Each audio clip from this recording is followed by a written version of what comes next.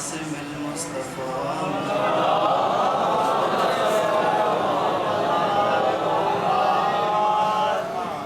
وآله الطيبين الطاهرين المعصومين الذين أذهب الله عنهم الرجس وطهرهم تطهيرا.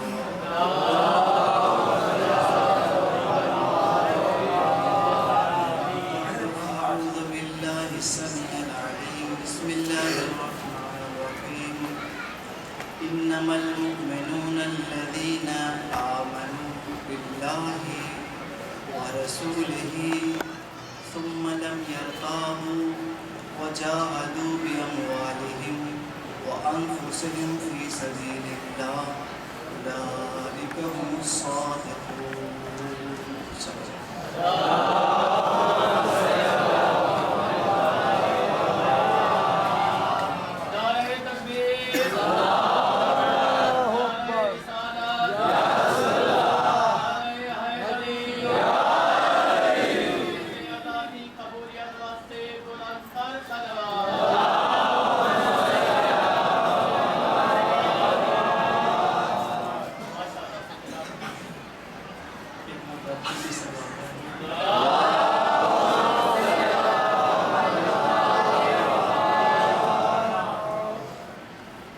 خداوند متعال نے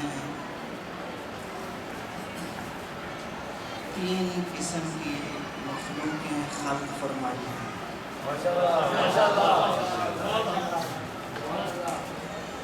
پہلی مخلوق مجردات کہلاتی ہے جن کو ہم ملک کہتے ہیں. دوسری قسم کی مخلوق حیوانات مادیات کہلاتے ہیں.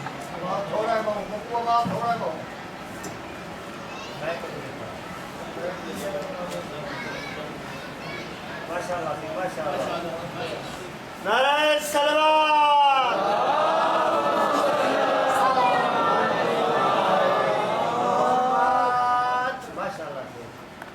تیسری قسم کی مخلوق وہ ہیں جن میں دونوں جنبے ہیں.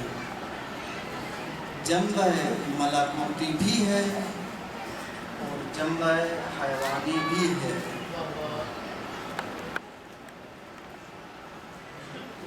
یہ مسلم ہے کہ جب پیدا ہوا، پیدا ہونا اس کے اختیار میں نہ تھا،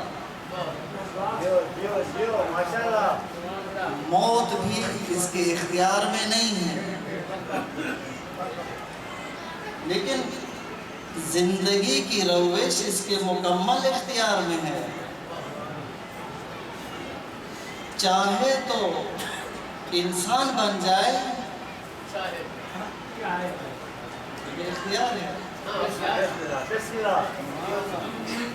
کیونکہ جنبہ ملکوتیت اس کے اندر موجود ہے. بس اختیار رکھتا ہے چاہے تو انسان بن جائے اور ملائکہ سے افضل ہو جائے، اور چاہے تو بدتر بن جائے، حیوانات سے مل جائے. اتنا یاد رکھنا ہوگا کہ اس وقت انسان بنے گا جب تک محسن انسانیت سے درس سیکھے گا.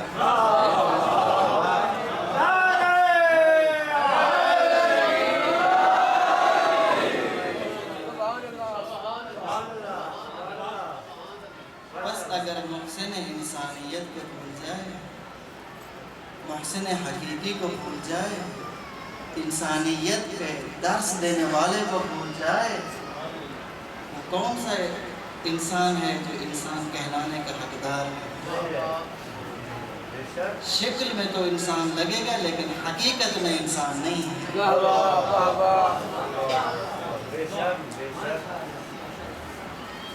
شکر ہے اللہ تبارک و تعالیٰ کا، فضل ہے اس ذات کا. ہم جس قدر شکر ادا کریں کم ہے کہ اللہ نے ہمیں انسان کی شکل دی، شکل کے بعد محسن انسانیت جیسا استاد دیا.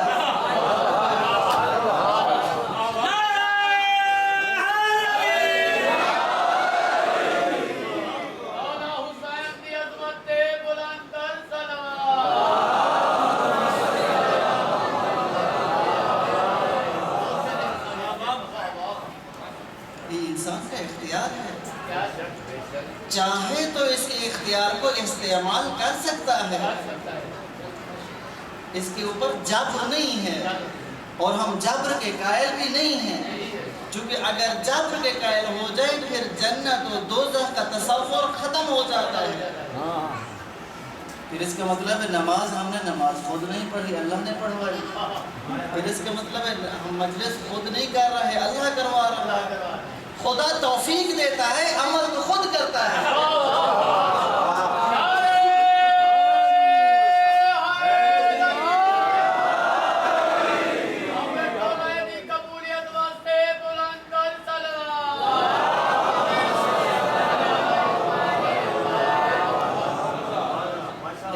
توفیقات بھی مانگنی پڑتی ہے، چونکہ انسان ایسے مراحل سے گزرا ہے کہ اس کی ابتدا ہی مانگنے سے شروع ہوتی ہے۔ جب ماں کے پیٹ میں تھا اس وقت اس کی طبیعت کیا تقاضا کر رہی تھی؟ میری 2 آنکھیں ہونی چاہیے، میرے 2 کان ہونے چاہیے، میرے 2 ہاتھ ہونے چاہیے۔ اگرچہ زبان سے نہیں مانگ رہا تھا لیکن اس کے باوجود مانگ رہا تھا، اپنے وجود کے ذریعے مانگ رہا تھا، یہ مانگ رہا تھا اور ایک ذات اس کو دے رہی تھی، یہ ہم نہیں دیکھ رہے تھے۔ اس نے مانگا، اس نے دیا، مگر ہم نے نہ دیکھا۔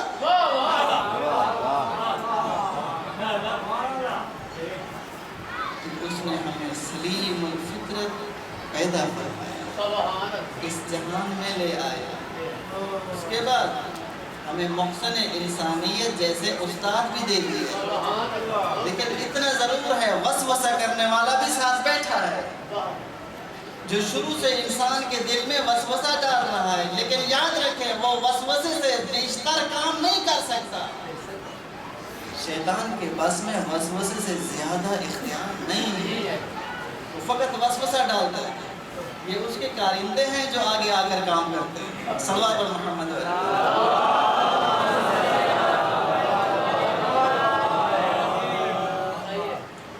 کا شکر ہے، اس نے ہمیں انسان بنایا، انسان بنانے کے بعد ہمیں مومن بنایا، مسلمان بنایا، ایمان جیسی نعمت عطا کی، یہ ہر کسی کو حاصل ہونے والی نہیں ہے۔ پھر یہ 2 چیزیں ہیں جن کا انکار نہیں ہے۔ یہ مجالس جو ہم تک پہنچی ہیں، یہ مجالس شروع سے آ رہی ہے، ان پہ محنت ہوئی ہے، بزرگان نے محنت کی ہے، ہم تک پہنچائی ہے، یہ امانت ہے۔ ہم نے اپنے جسم و جان کی بازی لگا کر اس مجالس کو اگلی نسل تک پہنچانا ہے، یہ امانت ہے، اس سے انکار نہیں ہے۔ اور ایک دوسری بات، معرفت احادیث اہل بیت، فرامین اہل بیت، ان کی علماء نے حفاظت کی ہے۔ ہر دور میں ہر قسم کی مشکلات کو جھیل کر آج تک ہم تک معارف دینیہ کو پہنچایا ہے۔ یہ ہمارے پاس قرض ہے، 2 قرض ہیں ہمارے پاس، ان 2 قرضوں کو ہم نے اگلی نسل تک پہنچانا ہے۔ اب خدمت میں عرض کروں ایک واقعہ، حجاج ابن یوسف راوی کہتا ہے کہ آدھی رات کا وقت تھا، میرے پاس ایک آدمی آیا حجاج کی طرف سے، کہتا ہے آپ کو بادشاہ بلا رہے ہیں، چونکہ معلوم ہے کہ ظالم ہے، میں نے فوراً وضو کیا اور وصیت کی، وضو کیا اور وصیت کی، کیونکہ جا رہا ہوں تو واپس آنے کی کوئی گارنٹی نہیں ہے، کیونکہ سامنے ظالم ہے، لیکن پہلو طے نہیں کی، گیا ظالم کے پاس، ممکن ہے میری وجہ سے حق بچ جائے گا۔ جب پہنچ جاتا ہے وہاں دیکھتا ہے کہ ایک آدمی ہے جس کو زنجیروں میں جکڑا گیا ہوا ہے. ظالم ہوتا ہے, اس کا کوئی دین نہیں ہوتا ہے. یہ آدمی جو ہی پہنچتا ہے اس کو حجاج کہتا ہے کل دوپہر تک تجھے امان ہے, اس شرط کے ساتھ جو یہ آدمی بندھا پڑا ہے اس کا دعویٰ اگر ثابت ہو گیا تو پھر تمہیں امان ہے, اور اگر ثابت نہ ہوا تو پھر تمہارے سار قلم کر دیے جائیں گے. خود ان کو چھوڑا جائے تاکہ پتہ چلے کہ اس کا دعویٰ کیا ہے. حجاج کہتا ہے یہ آدمی دعویٰ کرتا ہے کہ حسن و حسین رسول کے فرزند ہیں. اس کہہ رہا ہوں بڑی مشکل سے یہ مجالس آپ تک پہنچی ہے. یہ دعویٰ کرتا ہے حسن و حسین رسول کے بیٹے ہیں, جبکہ ہم کہتے ہیں علی کے بیٹے ہیں. جو نسل چلتی ہے وہ باپ کی طرف سے چلتی ہے, ماں کی طرف سے نہیں چلتی. یہ کہتا ہے ٹھیک ہے آپ اس کو کھولیے پتہ چل جائے گا. اس کو کھولیں تو صحیح, اس کا دعویٰ سنیں, اس کی دلیل سنیں. ہم کیوں پہلے دعویٰ کرتے ہیں, اس کا جو ہے وہ فیصلہ کرتے ہیں, سننا چاہیے. عزیزوں اس کو کھولا گیا, جو ہی کھولا گیا زنجیریں تو کھل گئی لیکن کافی دیر تک اس کو ہوش نہیں آئی. پہلی دفعہ اس کو کہا گیا ہاں بھی اپنا مدعا ثابت کرو. اس نے اشارہ کیا دھیرے سے صبر کرو, بولا نہیں اشارہ کیا صبر کرو. دوسری مرتبہ کہا گیا اپنا دعویٰ ثابت کرو, پھر بھی اس نے اشارہ کیا. تیسری مرتبہ کہا گیا تو وہ آہستہ سے بولا. قرآن مجید کی آیت پڑھی وَوَهَبْنَا لَهُ إِسْحَاقَ وَيَعْقُوبَ. جب ابراہیم علیہ السلام کا امتحان مکمل ہوا, خداوند متعال نے حضرت ابراہیم کو ہبہ کرنا چیزیں شروع کی. انبیاء ہبہ کی, ہبہ یعنی ہدیہ. وَوَهَبْنَا لَهُ, ہم نے ابراہیم علیہ السلام کو اسحاق, یعقوب, یہ تمام انبیاء ہبہ کیے. یہ محسنین تک آیت جاتی ہے. اس آیت کو پورا پڑھا اس عالم نے. یہ آدمی کہتا ہے جو ہی یہ بولا ایسے سامنے منہ کیا تو میں نے دیکھا کہ یہ سعید بن جبیر ہے. سعید بن جبیر اپنے وقت کا بہت بڑا عالم ہے. اس نے یہ آیت پڑھی سعید بن جبیر نے وَوَهَبْنَا لَهُ إِسْحَاقَ وَيَعْقُوبَ.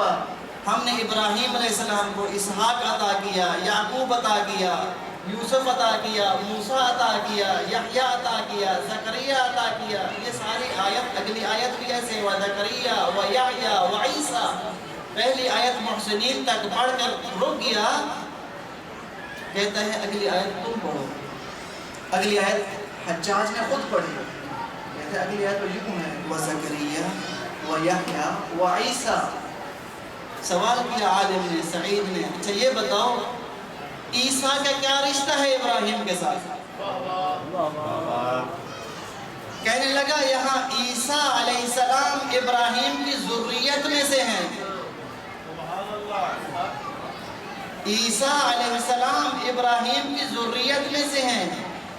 یہ کہتے ہیں جب معلوم ہے آپ کو کہ عیسیٰ علیہ السلام ابراہیم کی ذریت میں سے ہیں تو عیسیٰ کا تو باپ نہیں تھا.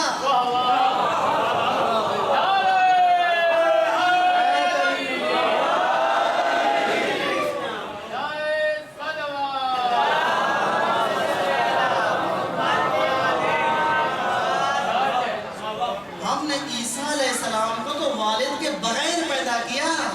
اگر عیسیٰ علیہ السلام ابراہیم کی نسل میں سے ہو سکتے ہیں فقط ماں کی وجہ سے اور اتنے فاصلے پر, تو کیوں حسن و حسین رسول کی اطرت سے نہیں ہو سکتے؟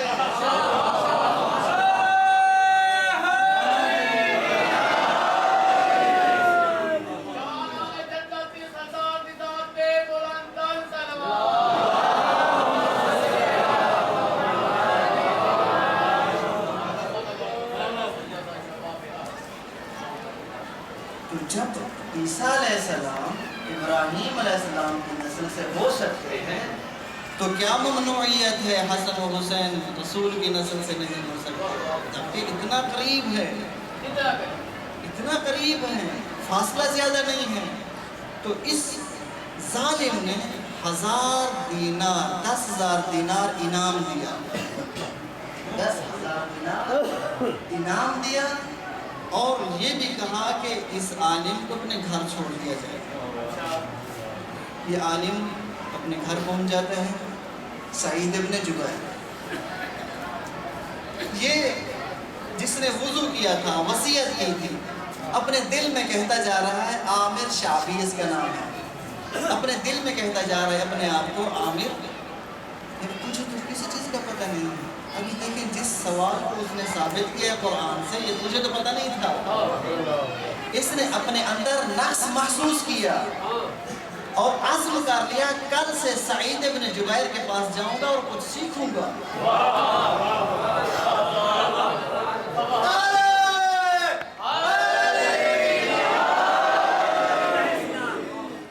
تو سیکھنا تب ہوتا ہے کہ جب ضرورت محسوس ہو۔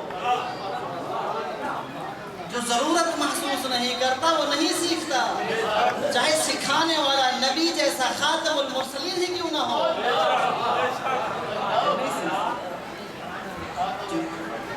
اس نے سیکھنے کو ضرورت ہی نہیں سمجھی۔ دوسرے دن عامر شعبی مسجد میں جاتا ہے، سعید ابن جبیر مسجد میں بیٹھے ہیں، جو پیسے رات لے کر آئے تھے 10,000 دینار، وہ پیسے 10 دینار تقسیم کر کے رکھے ہوئے ہیں، لوگ آ رہے ہیں ان کو دیتا جا رہا ہے، 10 دینار کہہ رہا ہے کہ یہ لو حسن و حسین کا صدقہ ہے۔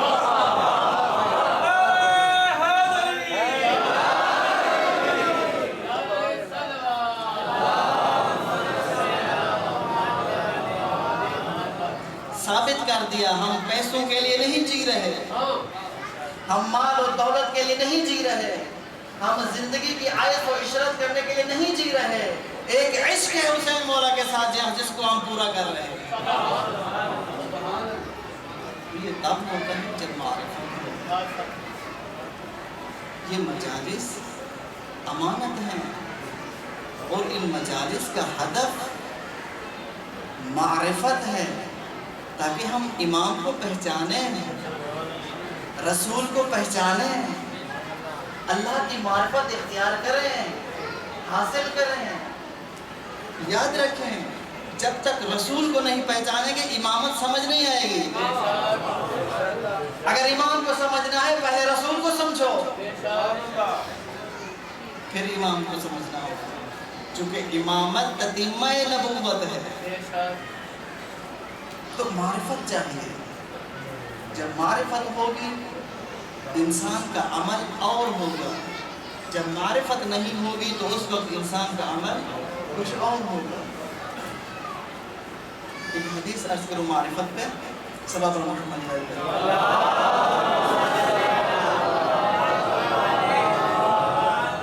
مولا فرماتے ہیں تم میں سے کچھ لوگ نمازوں کی کثرت،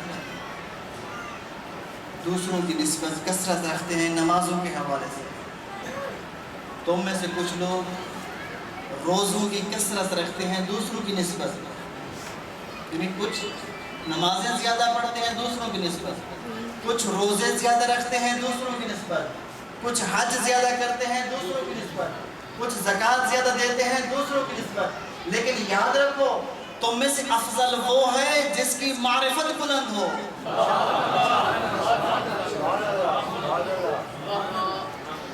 معرفت نہیں ہوگی تو انسان کچھ نہیں کر پائے۔ مسلمانوں کے دوسرے خلیفہ حج کے لیے آتے ہیں، حجر اسود کے ساتھ کھڑے ہو جاتے ہیں، اور حجر اسود کو چونکہ حقیقت معلوم نہیں ہے حجر اسود کی، حجر اسود کو مخاطب ہو کر کہتے ہیں انی اعلم انک حجر، میں جانتا ہوں تو پتھر ہے، لا تضر ولا تنفع، نہ تو فائدہ دے سکتا ہے نہ نقصان دے سکتا ہے، بس اگر رسول نے یہاں نہ رکھا ہوتا تجھے یہاں سے اکھاڑ دیتا۔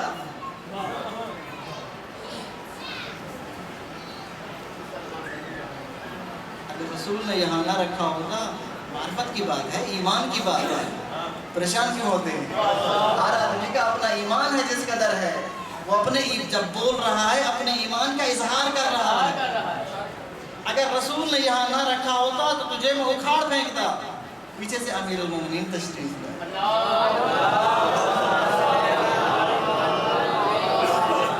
جو ہر دور میں دین کے محافظ رہے، ہر دور میں دین کے محافظ رہے ہیں، ایسے کندھے پہ ہاتھ رکھا، فرمایا لا تقل ہاکذا یا ابا حفص، ایسے مت کہو، اس کو پتھر نہ سمجھو، یہ اللہ کا رسول ہے، اس کی ایک زبان ہے، اس کے دو ہونٹ ہیں، اس کی دو آنکھیں ہیں، یہ اللہ کے حکم کی وجہ سے یہاں پڑا ہے۔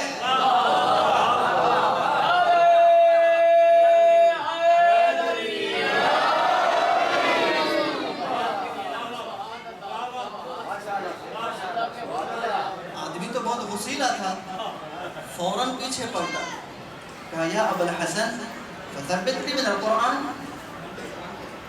اس قرآن سے ثابت کرو اس کو۔ فرماتے ہیں کاش آپ نے قرآن پڑھ لیا ہوتا تو ایسی بات نہ کرتے۔ ٹھیک ہے قرآن سے ثابت کرو۔ مولا فرماتے ہیں آپ نے وہ آیت پڑھی ہے سورہ اعراف آیت نمبر 172، جب تیرے پروردگار نے لوگوں سے بنی آدم سے عہد لیا، میثاق، ایک عہد ہوتا ہے، ایک وعدہ ہوتا ہے، ایک میثاق ہوتا ہے۔ میثاق وہ ہوتا ہے کہ جس کو توڑا جائے تو سوائے عذاب الہی کے اور کوئی چارہ نہیں۔ عالم ارواح میں تیرے پروردگار نے بنی آدم سے وعدہ لیا تھا، میری عبادت کرو گے، کسی کو میرا شریک نہیں ٹھہراؤ گے، میرے تمام اوامر و نواہی پہ عمل کرو گے۔ پھر اس پورے میثاق کو جو لوگوں نے وعدہ دیا تھا، الستُ بربکم قالوا بلا شہدنا، کیا میں تمہارا پروردگار نہیں ہوں؟ لوگوں نے کہا تھا پروردگار ہے تو ہمارا پروردگار ہے۔ اس عہدے کو لکھا گیا، اس میثاق کو لکھا گیا، لکھنے کے بعد اس پتھر کو بلایا گیا، منہ کھولو، اس نے منہ کھولا، یہ سارا میثاق اس کے منہ میں ڈال دیا گیا، اس نے منہ بند کیا، حکم ہوا چلے جاؤ کعبے کے کنارے بیٹھ جاؤ۔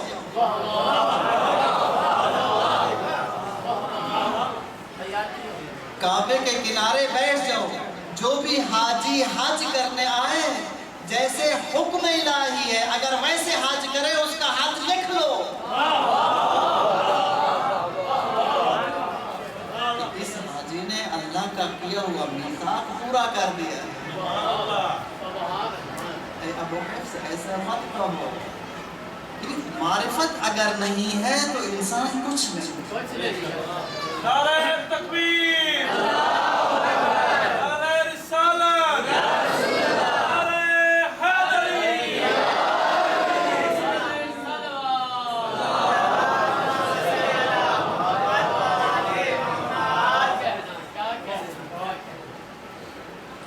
فرماتے ہیں تم میں سے افضل وہ ہیں جو صاحبان معرفت ہیں۔ مومن کا بڑا مرتبہ ہے، دعا کیا کرے اللہ سے کہ اللہ تعالیٰ یا اللہ ہمیں سچا مومن بنا۔ ہم نے جو آیت پڑھی ہے اب ہم اس کا ترجمہ کرتے ہیں۔ انما المؤمنون الذین آمنوا باللہ ورسولہ، اس آیت کے شروع میں انما آیا ہے۔ انما، مومن سب کچھ تو بھلا سکتا ہے مگر انما کو نہیں بھلا سکتا۔ انما یرید اللہ، انما ولیکم اللہ۔ اس آیت کے شروع میں بھی انما آیا ہے۔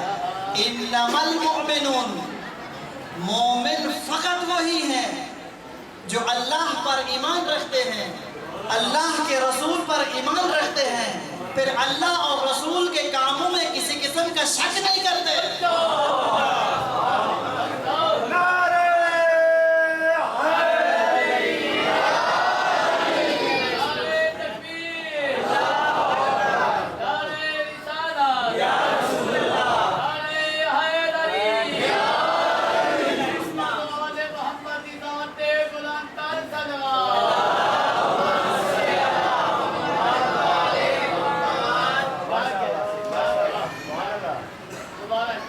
مومن تو بس وہ ہیں جو اللہ پر ایمان رکھتے ہیں، اللہ کے رسول پر ایمان رکھتے ہیں، ثم لم یرتابوا، پھر کسی قسم کا شک نہیں کرتے۔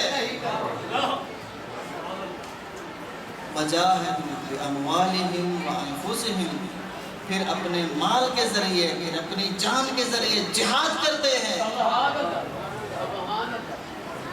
جہاد فقط تلوار سے نہیں ہوتا، منحصر نہیں ہے کہ تلوار ہو تو جہاد ہے۔ یہ آپ کی مجالس اس دور میں جہاد کا بہترین ثبوت ہے۔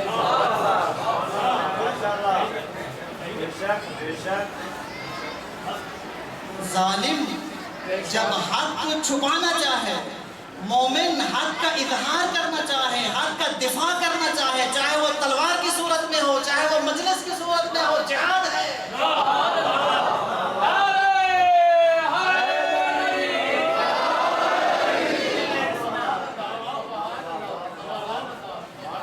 معرفت ہونی چاہیے، حق شناس ہونا چاہیے۔ معرفت کے اوپر ایک واقعہ اور عرض کروں، اب صرف کی خدمت میں اسٹیج پیش کروں۔ دیکھیے ہر دور میں ہر قسم کے لوگ آئے ہیں، لیکن صاحب یقین اور صاحب معرفت کا مرتبہ الگ ہے۔ ایک آدمی امام کے پاس آتا ہے، عرض کرتا ہے مولا آپ کا حق غصب ہو رہا ہے، آپ کی خلافت غصب ہو رہی ہے، آپ کی عزت پامال ہو رہی ہے، آپ اٹھیے، جہاد کیجئے، تلوار نکالیے، ہم آپ کے ساتھ ہیں۔ فرمایا یہ تنور ہے، اس میں چھلانگ لگا، یہ تنور جل رہا ہے، اس میں چھلانگ لگا دو۔ یکدم چہرے کے تیور تبدیل ہو گئے، مولا جلنے تو نہیں گیا، آپ کی خدمت کے آیت میں آیا ہوں اور آپ کی مدد کے لیے آیا ہوں۔ یہ الفاظ ابھی تک جاری تھے کہ ہارون مکی آتے ہیں، فرماتے ہیں ہارون تنور میں چھلانگ لگاؤ، ادھر سے لفظ نکلے، ادھر سے ہارون تنور میں تھے۔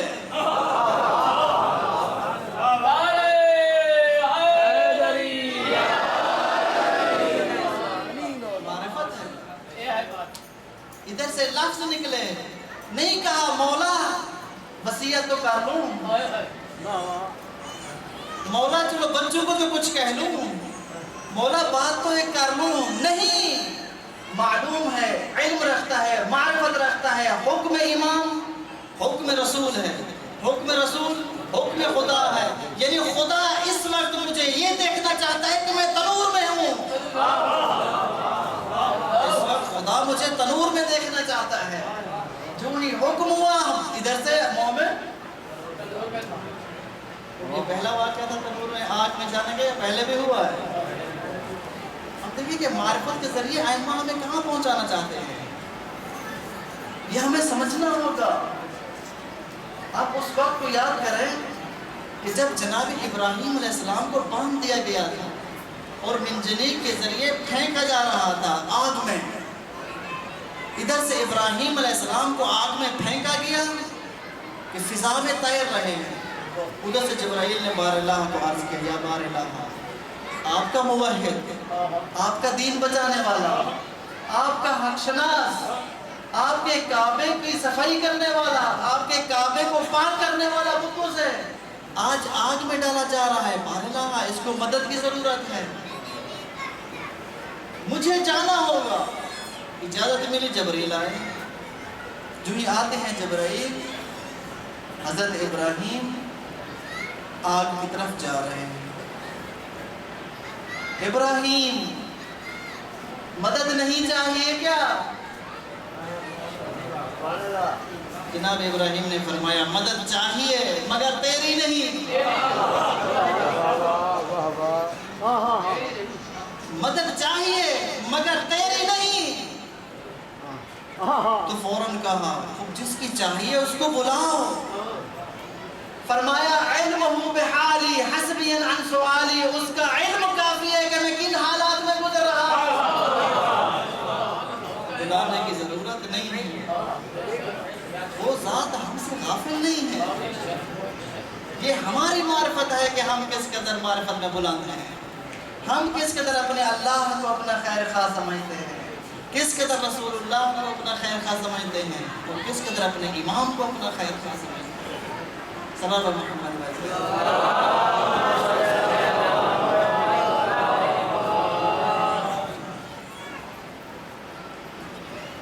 معرفت وہ ہے جو امام کی پہچان دیتی ہے. جب امام کی پہچان آئے گی ہم امام کے ساتھ ہوں گے, کیونکہ معرفت سیڑھی ہے محبت کی. معرفت آئے گی محبت آ جائے گی, جو ہی محبت آ جائے گی خلوص آ جائے گا. جب خلوص آ جائے گا امام کے خالص ہو جائیں گے, پھر پرواہ نہیں ہوگی موت ہمارے اوپر آ جائے یا ہم موت پر جا پڑیں.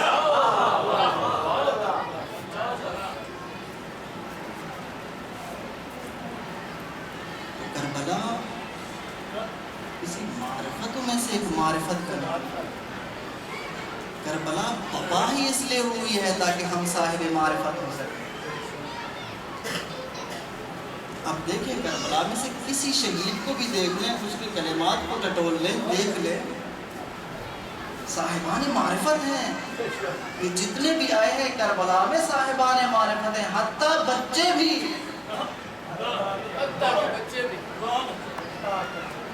بچے بھی صاحب معرفت ہیں. اگر بچے صاحب معرفت نہ ہوتے, آپ دکھا دیں کوئی ایسا بچہ دکھا دیں جو کہا, جس نے کہا ہوں کہ میں ڈر رہا ہوں.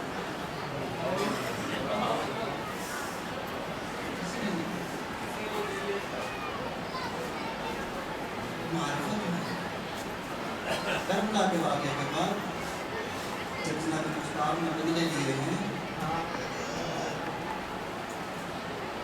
ایک ظالم کو پکڑا اور اس سے پوچھا, اے ظالم یہ بتا کوئی ایسا وقت آیا کربلا میں کہ تیرے آنکھوں سے آنسو آ گئے ہیں؟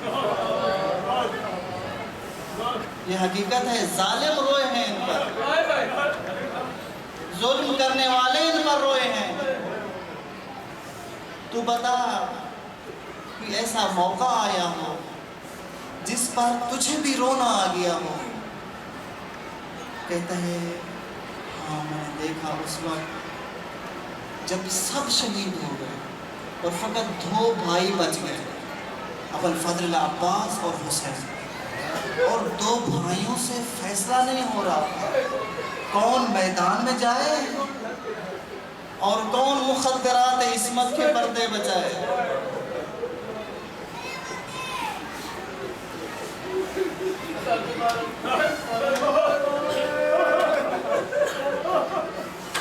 آپ اپنے آپ کو تصور میں کربلا لے چاہیے. آج 9 محرم ہے, کسی کے پڑھنے والے کی ضرورت نہیں ہے. ایک میدان کارزار ہے, حسین تنہا ہے.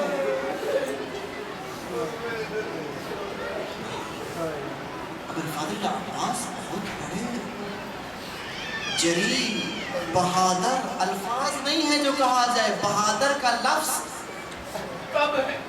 بہادر کا لفظ کے اندر یہ طاقت نہیں ہے کہ عباس علیہ السلام کی بہادری کو سمیٹے. فرماتے ہیں مولا لقد ضاق صدری, میرا سینہ تنگ ہو گیا, اب میرے پاس جرأت نہیں ہے میں رہوں، یہ بچوں کی پیاسوں کی آوازیں مجھ سے نہیں سنی جاتی، آپ مجھے اجازت دیجئے میں جاؤں۔ فرماتے ہیں ٹھیک ہے جانا ہے تو پانی لے کر آؤ، بچوں کے لیے پانی لے کر۔ جیسے امر ہوا کہ جیسے جناب ابوالفضل عباس جاتے ہیں، جنگ کی ابوالفضل عباس نے سرکار باوفا جنگ لڑتے ہیں اور فرات کا کنارہ خالی کراتے ہیں۔ فرات پہ پہنچتے ہیں، پانی بھرتے ہیں، ایک چلو پانی کا اٹھاتے ہیں، فضا کرا عطش الحسین، حسین کی پیاس یاد آ جاتی ہے، پانی کو پھینکتے ہیں۔ وفاداری ہے، یہ وفاداری ہے، جب تک آقا پانی نہیں پیئیں گے میں نہیں پیوں گا۔